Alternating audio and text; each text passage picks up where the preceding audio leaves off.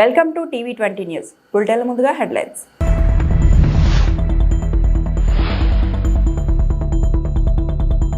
ఏపీలో double engine bullet train సర్కార్, మంత్రి నారా లోకేష్.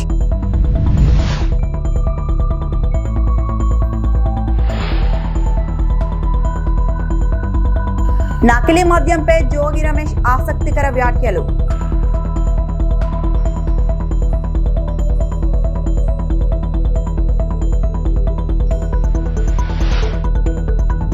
సామాజిక చైతన్యం కోసమే జాగృతి జనం బాట యాత్ర, తెలంగాణ జాగృతి అధ్యక్షురాలు కవిత. గతంలో మైక్రోసాఫ్ట్ హైదరాబాద్ రూపురేఖలు మార్చిందని, ఇప్పుడు గూగుల్ పెట్టుబడులతో విశాఖ రూపురేఖలు మారబోతున్నాయని మంత్రి నారా లోకేష్ అన్నారు. అమరావతిలో ఏర్పాటు చేసిన మీడియా సమావేశంలో ఆయన మాట్లాడారు. కేవలం డేటా సెంటర్ మాత్రమే కాదు, ఏఐకి సంబంధించిన అనేక కంపెనీలు విశాఖకు వస్తున్నాయి. స్పీడ్ ఆఫ్ డూయింగ్ బిజినెస్ కింద రాష్ట్రానికి పరిశ్రమలు తరలివస్తున్నాయి. గూగుల్ పెట్టుబడితో 1,00,000 మందికి పైగా ఉపాధి అవకాశాలు కలగనున్నాయి. సెప్టెంబర్ 2024లో గూగుల్ ప్రతినిధులు విశాఖ వచ్చినప్పుడు వారితో సమావేశమయ్యాను. వారికి డేటా సెంటర్ స్థలాన్ని చూపించాం. ఇది జరిగిన నెల రోజుల్లో యుఎస్ వెళ్లి గూగుల్ క్లౌడ్ నాయకత్వాన్ని కలిశాం. నవంబర్లో గూగుల్ ప్రతినిధులు సీఎంను కలిశారు. ఇదే అంశంపై ప్రధాని నరేంద్ర మోడీ, కేంద్ర మంత్రి నిర్మలా సీతారామన్లు, చంద్రబాబు అనేక సార్లు భేటీ అయ్యారు. అనేక చర్చల తర్వాత ఇంత పెద్ద పెట్టుబడి సాధ్యమైంది. భారీ పెట్టుబడులపై అన్ని చోట చర్చలు జరుగుతున్నాయి. గతంలో ఎట్లయితే మైక్రోసాఫ్ట్ అనేది హైదరాబాద్ రూపురేఖలు మార్చిందో, అది ఈ గూగుల్ పెట్టుబడి విశాఖపట్నం రూపురేఖలు మార్చిపోబోతుంది. ఇది కేవలం ఒక డేటా సెంటర్ గురించే కాదు, కేబుల్ ల్యాండింగ్ స్టేషన్ ఉంటుంది, రెన్యూబుల్ ఎనర్జీ ఉంటుంది, ఏఐకి సంబంధించిన అనేక కంపెనీలు కూడా విశాఖపట్నానికి వస్తాయి. కొన్ని రిపోర్ట్స్ కూడా మనం చూస్తే 25 టైమ్స్ మల్టిప్లయర్ ఎఫెక్ట్ ఉంటుంది ఈ పెట్టుబడుల వల్ల. 25 టైమ్స్ అలాంటి ఎకనామిక్ యాక్టివిటీ ఒక విశాఖపట్నంలోనే గూగుల్ చేయబోతుంది. ఈ ఒక్క పెట్టుబడి వల్ల మా అంచనా సుమారుగా 1,88,000 మందికి డైరెక్ట్గా ఇండైరెక్ట్గా ఉద్యోగాలు కల్పించగలుగుతాం. లోకల్ ఎకానమీలో సుమారుగా 48,000 కోట్ల 5 సంవత్సరాల ఇంపాక్ట్ ఉంటుంది ఒక లోకల్ ఎకానమీ మీద.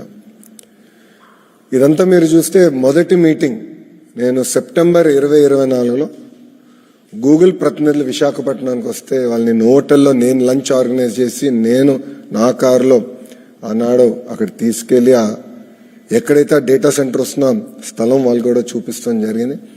కరెక్ట్గా ఒక నెలలో తర్వాత నేను యుఎస్కి వెళ్ళా. మీ అందరూ తెలుసు, అక్కడ గూగుల్ క్లౌడ్ లీడర్షిప్ని కూడా నేను కలుస్తాం జరిగింది.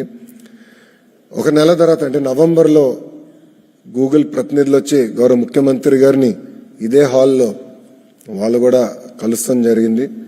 అక్కడ మేము చర్చించినప్పుడు ప్రత్యేకంగా ఆంధ్ర రాష్ట్రంలోనే చట్టాలు సవరణ కాకుండా దేశంలో ఉన్న కొన్ని చట్టాలని సవరణ తీసుకురావాలి, కొన్ని అంశాలపైన క్లారిటీ కావాలని వాళ్ళు ఆనాడు కోరటం కూడా జరిగింది. అది నేను స్వయంగా అశ్విని వైష్ణవ్ గారిని కలిసినప్పుడు కూడా ఆయన దృష్టికి తీసుకెళ్లాను. ఆయన వర్క్ చేశారు. గౌరవ ముఖ్యమంత్రి గారు, ఫైనాన్స్ మంత్రి నిర్మలా సీతారామన్ గారు కూడా అనేక మార్లు కలిసారు ఈ అంశం పైన.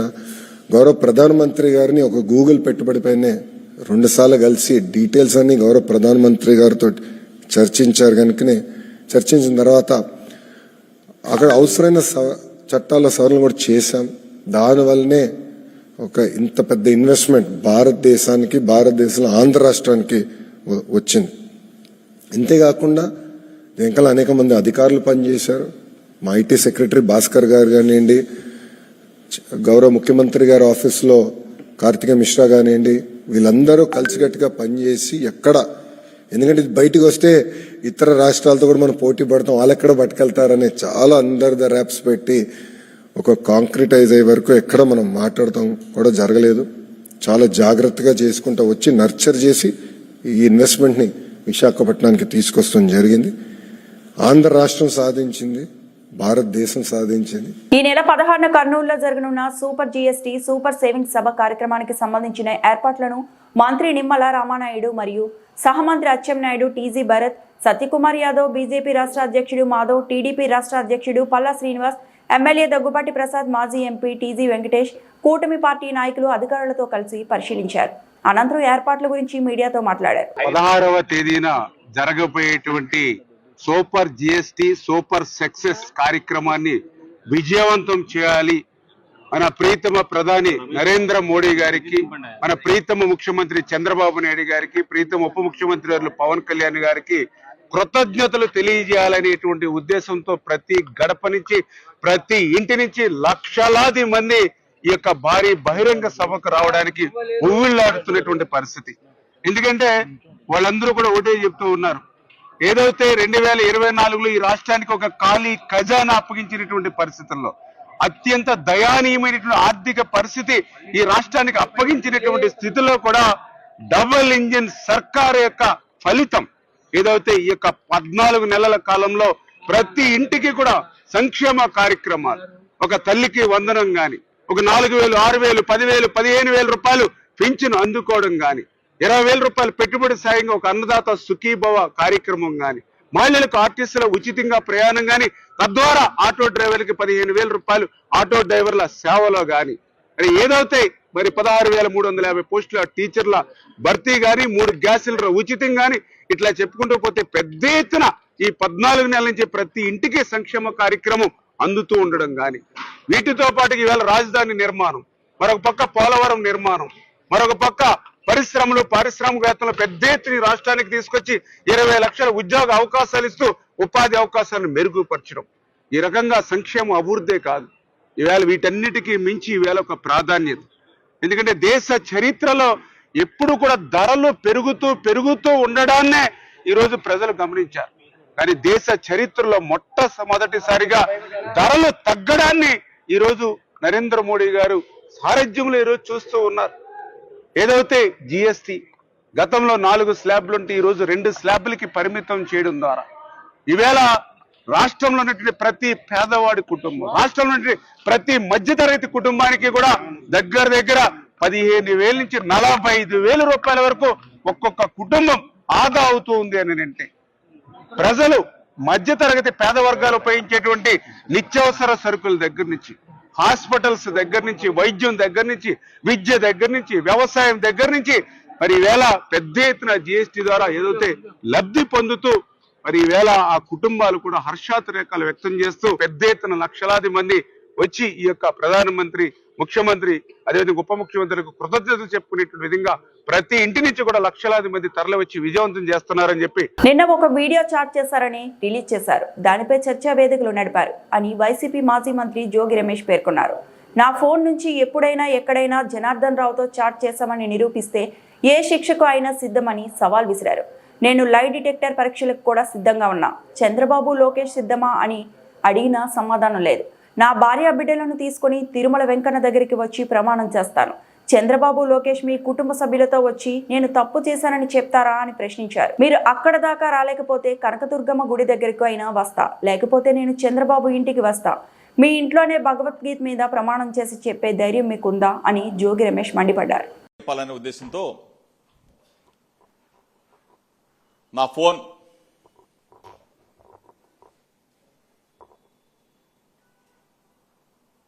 ఎప్పుడైనా ఎక్కడైనా ఏ పరిస్థితుల్లో అయినా నేను జనార్దన్ రావుతో చాట్ చేశానని చెప్పేసి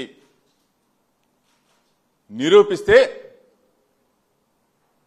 ఏ శిక్షకైనా సిద్ధంగా ఉన్నాడు ఈ జోగి రమేష్ అని చెప్పేసి మీ ద్వారా రాష్ట్ర ప్రజలందరికీ కూడా తెలియజేస్తూ నేను మీడియాతో మాట్లాడి 2 రోజుల క్రితం మీడియాతో మాట్లాడా. నంబర్ 1, సత్యశోధన పరీక్షకి, లై డిటెక్టర్ టెస్ట్ కి నేను రెడీగా ఉన్నా. గౌరవ ముఖ్యమంత్రి చంద్రబాబు రెడీయా అని అడిగా. చంద్రబాబు నాయుడు కొడుకు లోకేష్ రెడీనా అని అడిగా. దానికి సమాధానం లేదు. నంబర్ 2,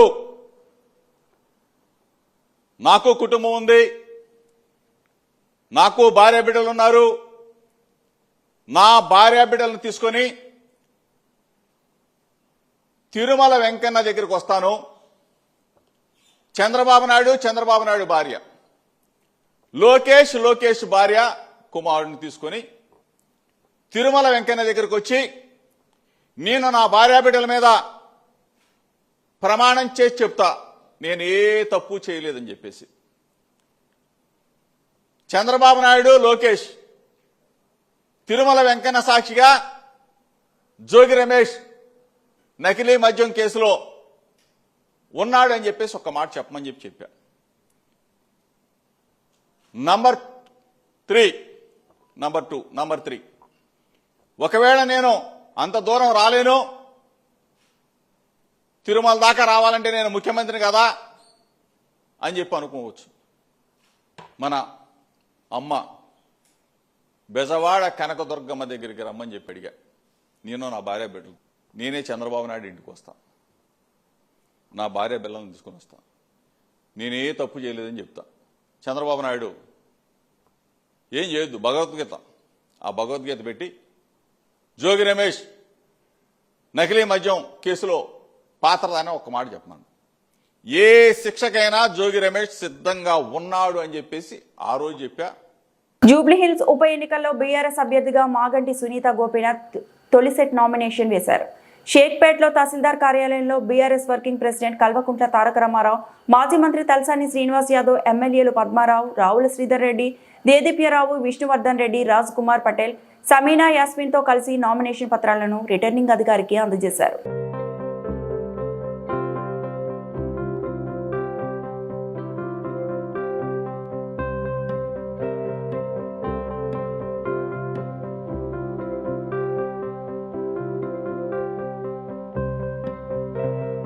సామాజిక చైతన్యం కోసమే జాగృతి జనం బాట యాత్ర అని తెలంగాణ జాగృతి అధ్యక్షురాలు కవిత అన్నారు.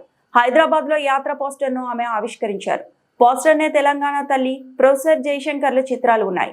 ఈ సందర్భంగా ఆమె మాట్లాడుతూ దారులు వేరైనప్పుడు కేసీఆర్ ఫోటో వాడటం సరికాదని భావించినట్లు తెలిపారు. ప్రత్యేక రాష్ట్రం వస్తే బాగుంటుందని అనేక మంది ప్రాణత్యాగం చేశారన్నారు. 4 నెలల పాటు యాత్ర ఉంటుందని పేర్కొన్నారు. ఇందులో భాగంగా అందరి సలహాలు సూచనలు స్వీకరిస్తామని వివరించారు. గ్రామీణ ప్రాంతాల ప్రజలు చాలా తెలివైన వాళ్ళని, వారికన్నీ తెలుసని చెప్పారు. యువత మహిళలను మరింత చైతన్యవంతులను చేస్తామన్నారు. తీసుకోకుండా జాగృతి అనే సంస్థ మా పని మేము చేసుకుంటూ పోయినాం.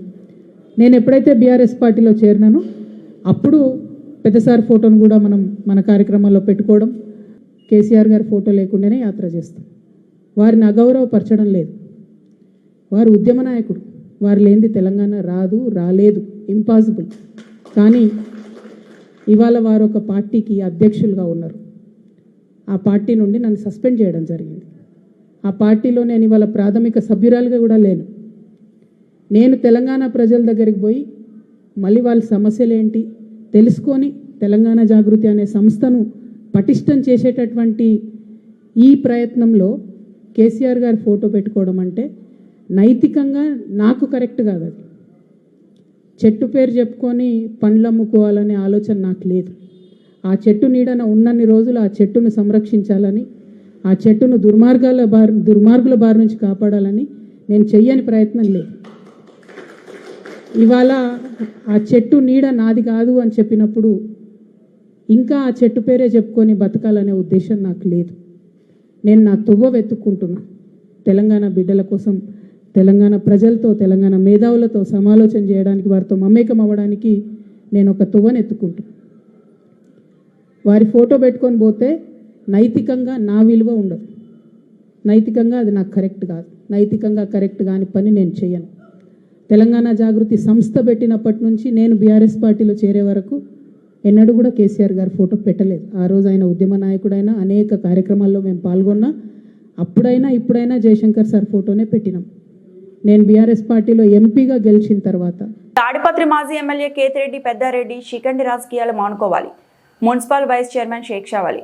తాడిపత్రి మాజీ ఎమ్మెల్యే కేతిరెడ్డి పెద్దారెడ్డి శిఖండి రాజకీయాలు చేస్తున్నారని municipal vice chairman Shaik Shavali విమర్శించారు. తాడిపత్రి నియోజకవర్గానికి సంబంధించిన వైసీపీ పార్టీ సమావేశాన్ని గుంతకల్ నియోజకవర్గం పామిడి కేంద్రంలో మీటింగ్ను ఏర్పాటు చేయడంపై వైస్ చైర్మన్ షేక్ షావలి అసహనం వ్యక్తం చేశారు. పామిడిలో మాజీ జెడ్పీటీసీ వీరాంజనేయులు అనే వ్యక్తి ఆధ్వర్యంలో మీటింగ్ ఏర్పాటు చేస్తున్నట్లు మాకు సమాచారం వచ్చిందని, నీ మీద మాకు ఎటువంటి దృష్టి లేదని, మాతో శత్రుత్వం కొని తెచ్చుకుంటున్నారని ఆయన పేర్కొన్నారు. మీ నియోజకవర్గంలో మీ నియోజకవర్గ మీటింగ్ చేసుకోవచ్చు, కానీ తాడిపత్రి నియోజకవర్గం సంబంధించిన వైసీపీ కార్యక్రమం ఏంటని ప్రశ్నించారు. త్వరలో మాజీ జెడ్పీటీసీ వీరాంజనేయులు చిట్టాను విప్పనున్నట్లు ఆయన తెలిపారు. మాజీ ఎమ్మెల్యే పెద్దారెడ్డికి ఆజానుబావులు లాంటి 2 కొడుకులు ఉన్నారు. గత వైసీపీ పాలనలో వారు చేసిన దురాతంగాలకు అంతే లేదని, మా కౌన్సిలర్లు అందరిపై దాడి పాల్పడ్డారని, చేతనైతే వారిద్దరి కొడుకులతో మీటింగ్ పెట్టించాలని ఆయన సూచించారు. గతంలో రౌడీయిజం చేతనైన కొడుకులకు నేడు రాజకీయాలు చేత కావడం లేదా అని ప్రశ్నించారు. పెద్దారెడ్డి రాజకీయాలు వైసీపీ నాయకులు కార్యకర్తలు గమనించాలని ఆయన సూచించారు. అందరికీ నమస్కారం. ఇప్పుడే మాకు ఒక వార్త వచ్చింది. మాజీ ఎమ్మెల్యే పెద్దారెడ్డి మా తాడిపత్రి నియోజకవర్గానికి వెలుపల, అంటే గుంతకల్ నియోజకవర్గం సంబంధించిన పామిడి మండల కేంద్రంలో రేపు మన తాడిపత్రి నియోజకవర్గ వైసీపీ వాళ్ళ మీటింగ్ ని గుంతకల్ నియోజకవర్గమైన పామిడి కేంద్రంగా చేసుకుని మీటింగ్ పెట్టబోతున్నట్లు మాకు ఇప్పుడే సమాచారం అందింది. దీన్ని శిఖండి రాజకీయం అంటారు. ఖచ్చితంగా చెప్తున్నా, దీన్నే శిఖండి రాజకీయం అంటారు. ఇంకా ఇంకో విషయం ఏంటంటే, ఇంకా ఆయన వీరాంజనేయులు జెడ్పీటీసీ అంట, మాజీ జెడ్పీటీసీ. అన్నా, నీ మీద ఎటువంటి దృష్టి లేదు. అంటే నువ్వు మాకు శత్రువు కాదు, మిత్రువు కాదు, కానీ ఇప్పుడు మాతో శత్రుత్వం కొని తెచ్చుకుంటున్నావు. నీ నియోజకవర్గంలో మీ ఇష్టం వచ్చినట్లు మీ కార్యక్రమాలు చేసుకోండి, కానీ మా నియోజకవర్గం సంబంధించిన వైసీపీ వాళ్లకు, అంటే ముఖ్యంగా మాజీ ఎమ్మెల్యే పెద్దారెడ్డికి నువ్వు ఆయన ఏం మాట్లాడినాడో, ఏం ఆశ చూపినాడో నీకు, నువ్వు మా తాడిపత్రికి సంబంధించిన వైసీపీ మీటింగ్ ని నీ ఆధ్వర్యంలో అక్కడ జరపాలనుకుంటున్నావు. నువ్వు మాతో శత్రుత్వం కొని తెచ్చుకుంటున్నావు అన్నా. ఇంకా నీకు వదిలే ప్రసక్తి లేదు. మేము నీ చిత్తాంతా విప్పుతాం. ఒక్కటొకటిగా నువ్వు చేసిన ఏమేం చేసినావో అన్ని మా దగ్గర ఉన్నాయి. ఇంకా నువ్వు మాతో శత్రుత్వం కొని చేసుకుని ఇంకా రెడీగా ఉండు. మా తాడిపత్రి నియోజకవర్గం సంబంధించిన వైసీపీ నాయకులకు కానివ్వండి, కార్యకర్తలు కానివ్వండి, నువ్వు విచారించుకో. ఎటువంటి శత్రుత్వం చేయలేదు. ఆరాంగా మీ ఇష్టం వచ్చినట్లు మీ వైసీపీ సంబంధించిన కార్యక్రమాలు చేపట్టుకోండి. కానీ మాజీ ఎమ్మెల్యే పెద్దారెడ్డి అధ్యక్షులు తప్ప మీ వేరే నాయకులైనా కానీ కార్యకర్తలైనా కానీ మీటింగులు పెట్టుకోండి, ఏమైనా పెట్టుకోండి చెప్పినాము అంటే మా దృక్పథం మీకు అర్థమవుతుంది. కానీ నువ్వు దాటుతున్నావు, నీ లిమిట్స్ క్రాస్ చేస్తున్నావు. వీరాంజనేయుల ఇంకా కాచుకో. ఇంకా రెండో విషయం, మాజీ ఎమ్మెల్యే పెద్దారెడ్డికి ఆజానుభావులు లాంటి 2 కొడుకులు ఉన్నారు. ఆ 5 ఏళ్ల వైసీపీ పాలనలో వాళ్ళు చేసిన దురాఘాతాలకు అంతే లేదు. మా మీదలంతా దాడి చేసిరి. తాడిపత్రి నియోజకవర్గాన్ని టెంపుల్ సిటీగా మార్చాలనే జేసీ ప్రభాకర్ రెడ్డి ఆశయం తొందరలోనే నెరవేలా ఉంది.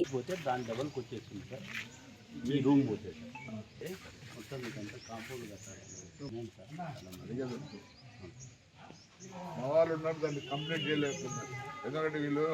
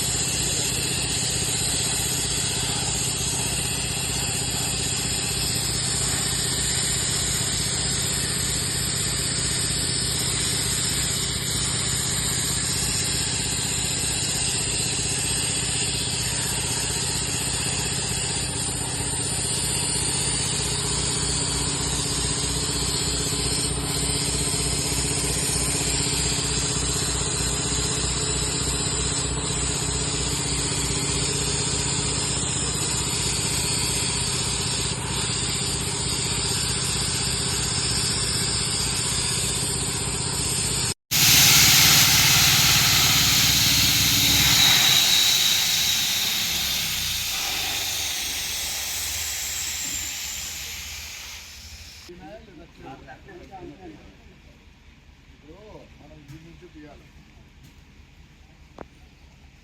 ఆ నుంచి మళ్ళీ కవర్ చేయాలి.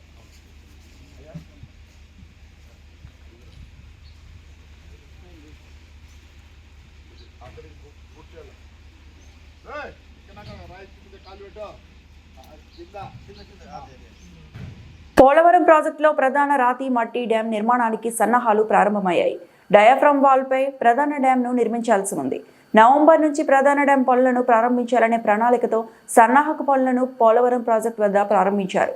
ఈ క్రమంలో డయాఫ్రమ్ వాల్ నిర్మాణానికి ఏర్పాట్లు చేసిన గైడ్ వాల్ ను తొలగించే పనులు మొదలయ్యాయి. అవసరానికి మించి పైకి నిర్మించిన డయాఫ్రమ్ వాల్ను కూడా తొలగించి ప్రధాన డ్యాం నిర్మాణానికి అనువుగా స్థలాన్ని సిద్ధం చేస్తున్నారు.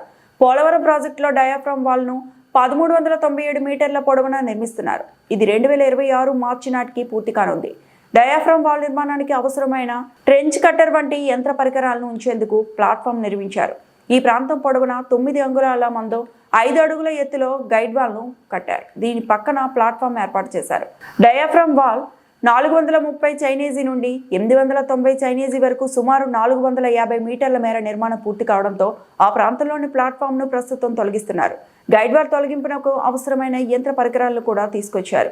గైడ్ వాల్ తో పాటు నిర్దేశిత ఎత్తు కన్నా పైగా నిర్మించిన డయాఫ్రమ్ వాల్ ను కూడా తొలగించనున్నారు. డిజైన్ ప్రకారం ప్రధాన డ్యాం నిర్మించాల్సిన స్థలానికి అనుగుణంగా గైడ్ వాల్ ను తొలగిస్తున్నారు. ఈ క్రమంలో సోమవారం 800 మీటర్ల నుంచి 850 మీటర్ల మధ్య ప్లాట్ఫామ్ ను తొలగించినట్లు ఇరిగేషన్ అధికారులు చెబుతున్నారు.